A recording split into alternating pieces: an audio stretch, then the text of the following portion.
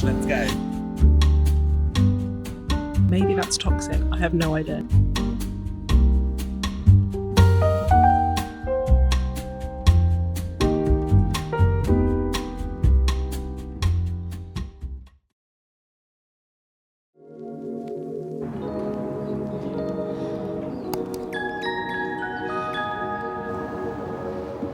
God, I feel so awkward.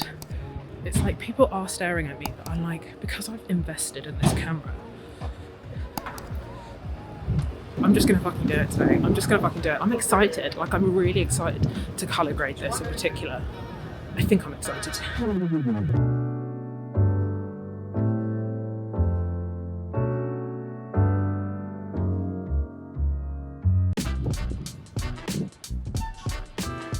Hello.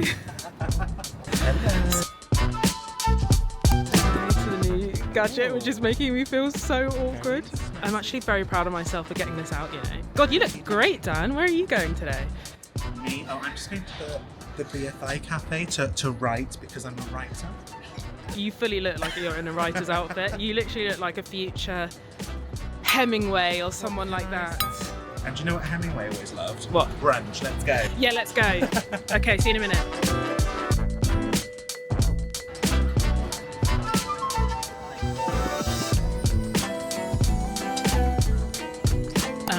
Have you bought your pen and your pan? My pan? Your pad and paper? I have, it's all in my satchel. Because we have a little something on our sleeve. Oh, are we announcing it already? No, we're not announcing it. We're not announcing it. It's too secret, okay?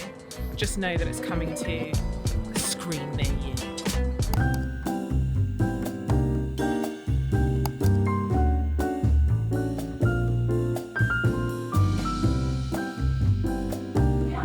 Blue matcha. What's it called? It's too complicated. I know, you're gonna die. Really? You're like, oh no. Taste test of the pink latte.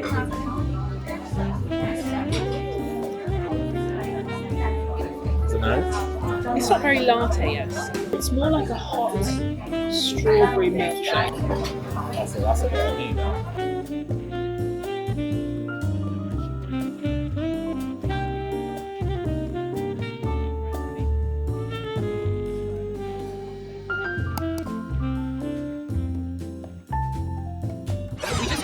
Profound conversation in that, in my opinion, very mediocre brunch spot, which was annoying because I suggested it. Like they had like eggs Benedict, eggs Florentine, I had the Levant eggs, avocado on toast, all of these things. And they had all this French toast, which I could have got. And then they had the bao buns in the same section for the same price. Yeah, lobster bao buns for the same price in the same section. It was tiny. It was like So two tiny weeny little bao buns, which were yummy. They were not £18 Yeah, yet. it was more like I would say it was more like a starter or a side. I just think that's wild because it's like, if you come somewhere and you expect brunch, like it's a brunch spot, and you see two little bao buns on this huge plate, how is that brunch? I also thought the pink latte was rubbish. I've got to be honest. I'm not even going to hold back. Right, and we were having this very in-depth late 20s, early 30s conversation, which was sort of hilarious, about angst and anxiety and generational expectations that haven't been met and blah, blah, blah, blah, blah. Probably a little bit. It was really actually intense. Now I think about it, it was really intense. And this girl was next to us and she could overhear us, and she was this lovely American girl. Yeah, and hi Jordan, if you see Hi it. Jordan. She'd heard me sort of banging on about how I want to move to New York and how like basically New York's going to solve all my problems and I'm going to live like this new life in New York and blah, blah, blah. And she was basically like, well, fucking do it then. Well, one of the really good things she said was like, it's not a curse, but it could be a curse because it's the paradox of choice. But one of the blessings of our generation is that you can live so many lives.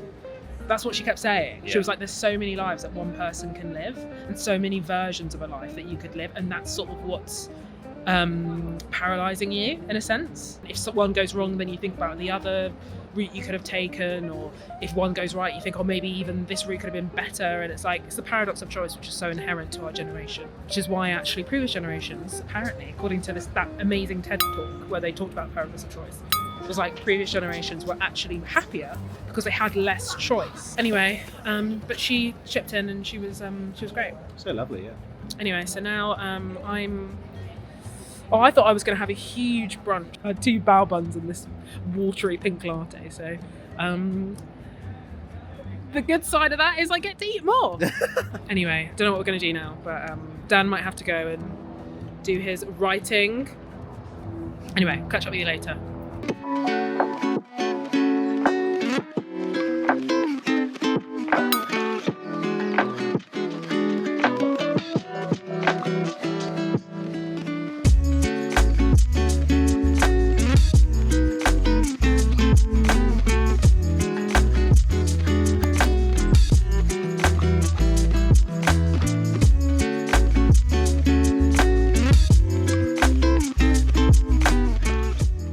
Hey, brunch done. Despite the fact that it was like the tiniest 2 bao buns, I actually do feel quite full, which is really good.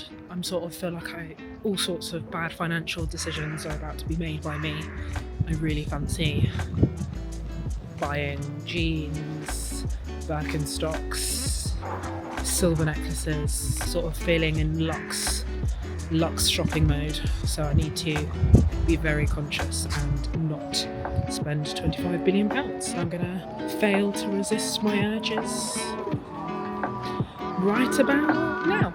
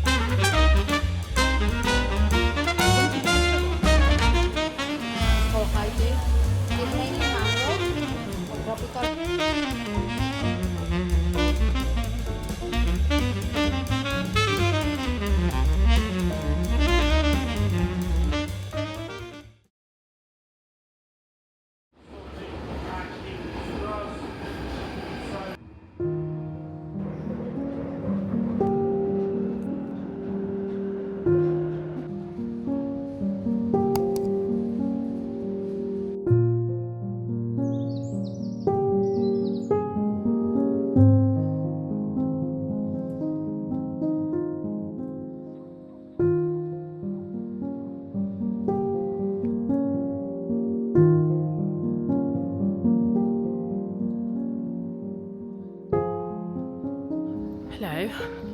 I wasn't going to vlog today, but I thought I'd bring this out just in case, and it's so frigging easy, I thought I might as well. So I'm on my way to the office, day after the bank holiday, so I'm sort of in a bit of a daze right now. I don't really know what to expect today, but I think I'm just going to be sitting in an edit suite really all day working with an editor on the last episode of the series I'm working on. Probably finding like the best bits from our interviews to give her to sort of edit into different sequences, and finding really good archive footage, hopefully, that tells the story we want to tell. It's so nice to be past like this hectic filming period. It's been so tiring to the point where I feel like I really let myself go as well, which is sort of hilarious. Well, it's not hilarious at all, but I just let myself go. I ate such shit, sleeping late, working all the time, cancelling on social plans because I just feel like I need alone time and time to rejuvenate and recover. And it's, I think, famous last words, I'm past that now. And I think I've got to the point now where I can actually like do my job at a normal level of intensity. We'll catch up with you later, hopefully.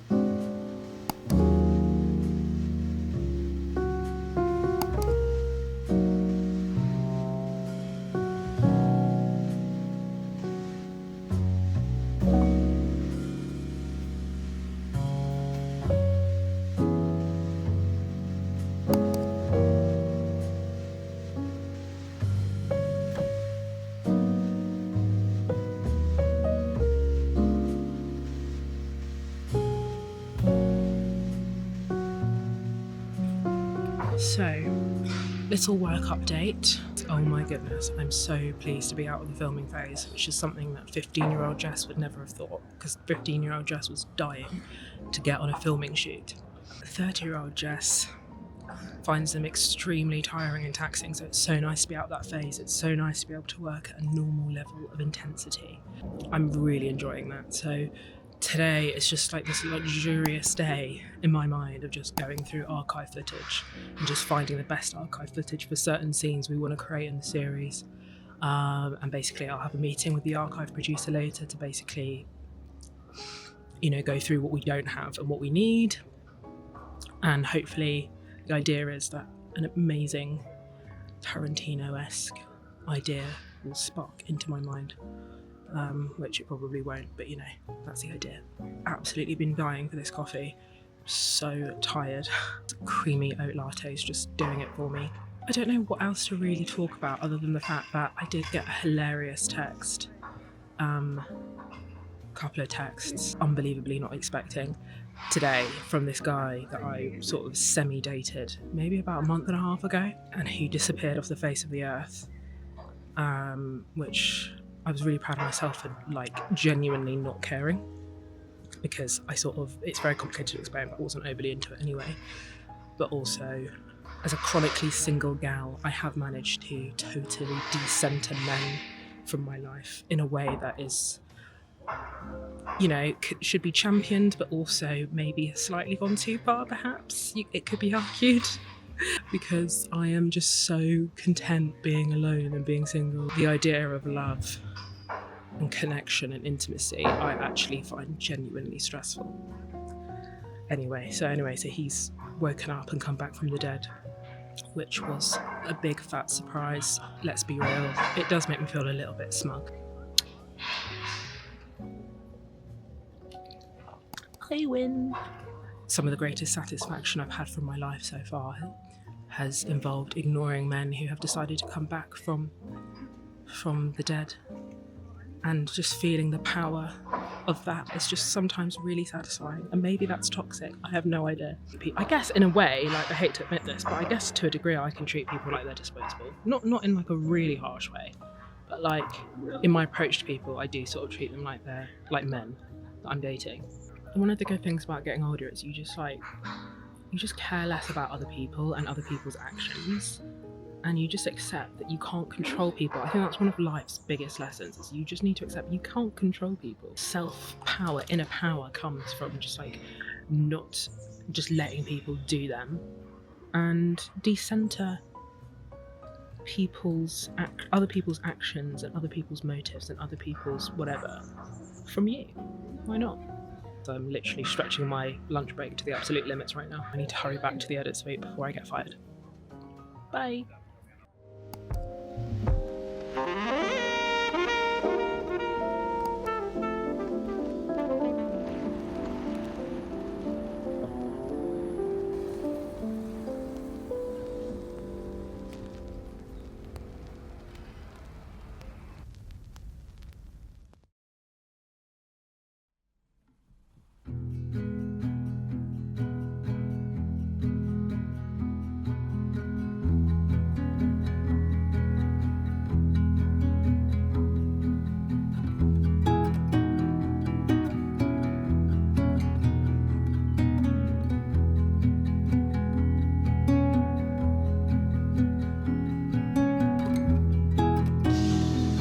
What am I gonna say?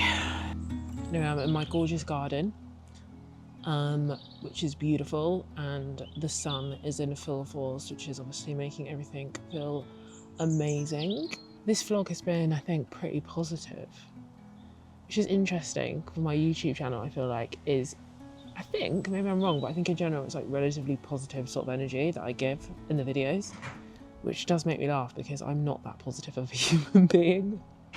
And I'm sort of the queen of sarcasm, which I know a lot of people don't like, but I'm sort of saying that because I guess I was thinking, how do I round off the vlog? And in all honesty, I'm sort of been going through it a little bit this weekend. Going through it is a bit of a strong phrasing, but I just had a bit of a setback at work. just sort of dented my self-esteem and my own view of my own creativity and my own potential. But the annoying thing about this is like, it's a failure that was really and truly, and I think I've been avoiding this, like very much brought on by me and the fact that I didn't try. So it wasn't even a failure of trying, it was a failure of having not tried and therefore not having got the results that I wanted, and now having to sort of face the consequences at work. And me not trying, I think, came from a mixture of things, which I won't go into, but I think one of them was being scared to fail, to have tried and failed, if that makes sense. I felt like that would have hurt more, but actually I'm sort of looking back and I'm just kicking myself. I'm just kicking myself. You know when you really want to impress people and then you just don't? And I didn't impress people because I didn't really try and I didn't put the effort in, and I guess I was basically too scared to sort of put the effort in, that's why. So I'm sort of just trying to like get over that. I've been thinking about it on a loop in my head all weekend, which is a bit shit. And it's just been like this like quiet hum of like disappointment and like regret. I'll survive, I'll survive, I'll survive, I'll survive. Anyway, this has been quite a good vlog, I think. It's been a fun vlog anyway. The DJI Osmo Pocket is a really, really cool, easy to use device. I can't believe how much easier it is vlogging on this than it is the phone. I sort of need to round this off. It's been fun. It's been a fun one. I've enjoyed learning to colour grade this. Much easier to colour grade this than I thought it was going to be. I was really dreading it, but ended up finding something that I think I really like. I don't know if it's worked, but I'm sort of going for the, what's the word? Like old film style, but with a little bit of a twist. Which I don't know what that twist is, but it doesn't necessarily look like old film, but just pretend it does. And I'll be back with another vlog soon, because I've actually filmed it already, which is amazing. So I went to Amsterdam. I came back from Amsterdam a couple of days ago. I had the most fucking amazing time in Amsterdam. Oh my God, just thinking about it now just makes me so sad and happy at the same time, because it was just incredible. If my life could be like that 24/7, it would be amazing. Thanks so much for tuning in and listening to me ramble once again. Just rambling with a bit of a upgrade this time round. So yeah, all right, I will catch you next time. Bye.